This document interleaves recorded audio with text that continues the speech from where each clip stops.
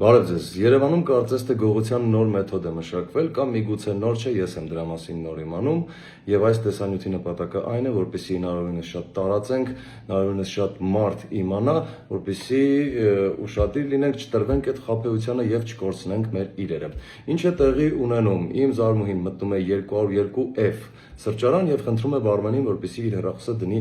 լիցքավորման։ Բարմենը վերցնում է հեռախոսը, դնում է լիցքավորման, րոպեներ անց մոտենում է մի անծանոթ երիտասարդ, պահանջում է, որպեսզի բարմենը տա այդ լիցքավորման դրված հեռախոսը։ Բարմենը խելոք սուսուփուս վերցնում է հեռախոսը, տալիս է անծանոթ մարդուն, ով էլ լքում է դեպքի վայրս։ Պարզ, հասարակ, հեշտ վերցնում է մարդու հեռախոսը եւ գնում է։ Այստեղ իհարկե հարցեր են առաջանում, ինչու բարմենը տվեց այդ հեռախոսը,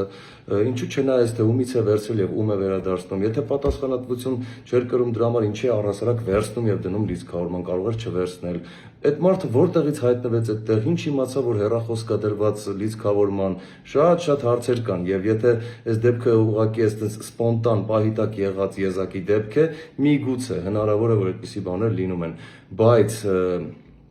եթե սա եզակի դեպք չէ ու եթե կան էլի մարդիկ, ովքեր նմանատիպ խաբեության եւ գողության զոհ են դարձել, խնդրում եմ գրեք, տեղյակ պահենք միմյանց, հասկանանք, եթե սա եզակի դեպք չէ, ապա նշանակում է, որ սա մի քանի անձանց կողմից անգամ լավ էլ կազմակերպված գողության մեթոդ է, որ մարդկանցից խլում են իրենց հեռախոսները, իրենց իրերը։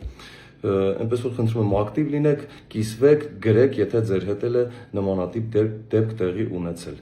Ես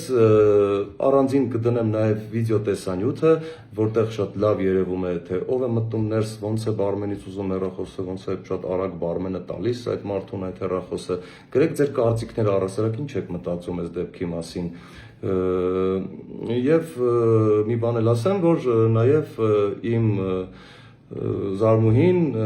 դիմել է ոստիկանություն, ներկայացրել են վիդեո տեսանյութը, որտեղ շատ պարզ երևում է, դուք էլ կտեսնեք, ես կդնեմ, թե ով է մտնում եւ վերցնում իր հեռախոսը։ Դե բնականաբար մեր ոստիկանությունը շատ զբաղված է, շատ ավելի լուրջ գործեր բացահայտելով, այսպիսի մանր-մունր գործերը բոլորս էլ գիտենք, որ հիմնականում այսպես մոռացվում եւ գնում են ցավոք սրտի։ Այնպես որ ուշադիր եղեք, զգույշ եղեք։